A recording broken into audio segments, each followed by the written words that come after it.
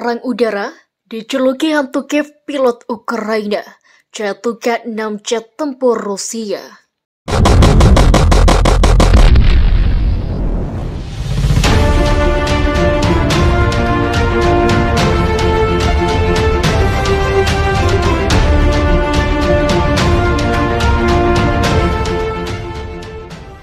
Sebuah video beredar yang memperlihatkan pesawat jenis MiG-29 Rusia di Twitter ketika Ukraina mencoba untuk mengusir tank dan jet Rusia dari mengambil alih kota mereka. Seorang pilot Ukraina tampaknya telah mendapatkan status cuci di antara orang-orang Ukraina. Spekulasi terus bersebar luas tentang hantu Kiev ini di media sosial Ukraina setelah klaim bahwa pilot yang menerbangkan MiG-29 diduga menembak jatuh 6 jet tempur Rusia.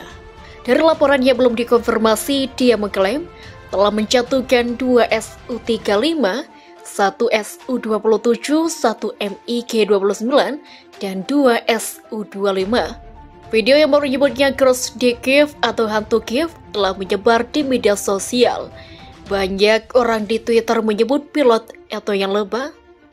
Banyak orang di Twitter menyebut pilot Ukraina itu sebagai AS Eropa pertama sejak Perang Dunia II.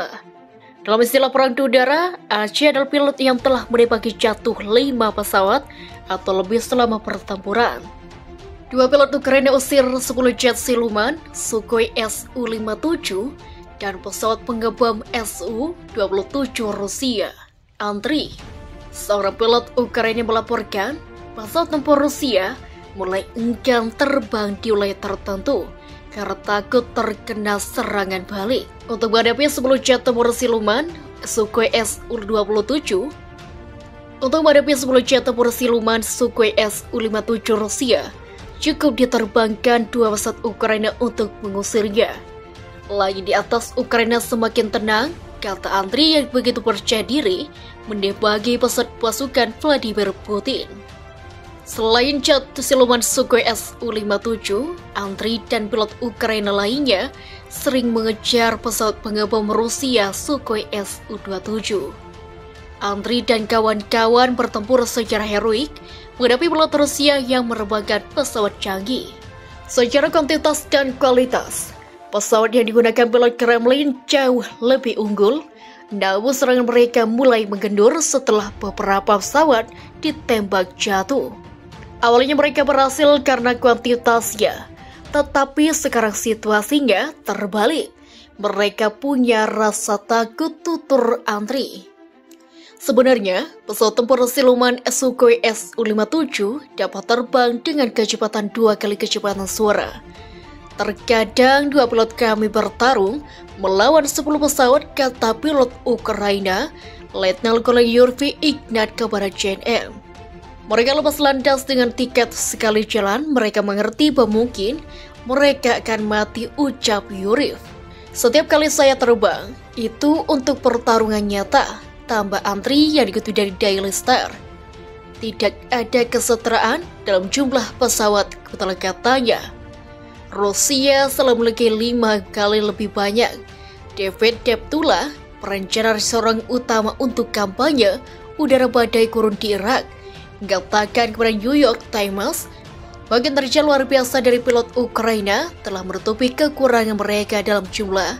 Tetapi kecuali jika Presiden Zelensky dapat menunjukkan NATO untuk menindaklanjuti kesepakatan yang dikabarkan untuk mengirim pesawat Polandia ke Ukraina. Hanya masalah waktu sebelum kekuatan Ukraina dimusnahkan. Tanpa pasukan, mereka akan kehabisan pesawat sebelum mereka kehabisan pilot, katanya. Tetapi modal pilot Ukraina tidak berkurang. Kami semua siap bertarung hanya dengan jet kami, dengan senjata kami, bahkan di lapangan dengan senapan, kata Andriy. Indonesia diutus negara-negara ASEAN anggota Interparliamentary ASEAN atau IPO dan 3 negara lainnya ASEAN plus 3 untuk mengusulkan kepala ASEAN Group atau APG agar kelompok itu membahas solusi konflik Rusia dan Ukraina dalam forum. Ketua Badan Kerjasama Antar Parlemen atau BKSAP DPR Fadilson menyampaikan Indonesia tidak hanya diutus untuk membahas masalah itu di forum APG, tetapi juga turut menyusun rancangan resolusi konflik. Ini baru di klaster ASEAN, tapi disepakati dari sore akan menggaumi bawa ke ASEAN Pasifik. Grup ini harus juga akan mendaftarkan daftar masalah yang mendesak, tapi disepakati. Kami jadi anggota komite penyusun untuk resolusi ini, kata dia. Saat ditemui usai mengikuti pertemuan ASEAN Plus 3 di PIC Nusa Dua Bali pada Minggu. Dari grup ASEAN, negara-negara yang masuk ke dalam anggota IPU yaitu Indonesia, Thailand, Kamboja, dan Vietnam. Sementara pada pertemuan ASEAN Plus 3 yang berlangsung di PIC, Minggu 3 negara. Lainnya itu Korea Selatan, Tiongkok, dan Jepang. Delegasi Indonesia pada pertemuan itu diwakili dua anggota DPR yaitu Ketua BKSAP Fadlzon dan Wakil Ketua DPR Louis Paulus. Dalam pertemuan ASEAN Plus 3 yang dipimpin delegasi dari ASEAN, Asamblee Delegasi Indonesia menghendaki adanya solusi konflik.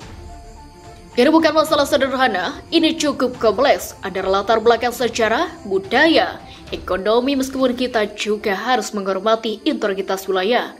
Menurut penghormati, ini yang harus dibawa mencari solusi, karena kalau hanya memunculkan salah satu pihak itu hanya merupakan masalah yang lebih besar, kata dia.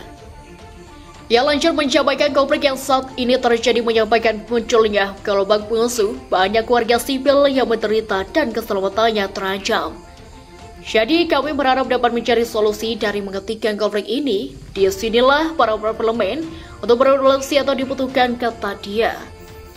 Walaupun demikian, relasi dari Rusia dan Ukraina yang keduanya merupakan anggota IPU absen atau tidak hadir dalam sidang IPU tahun ini.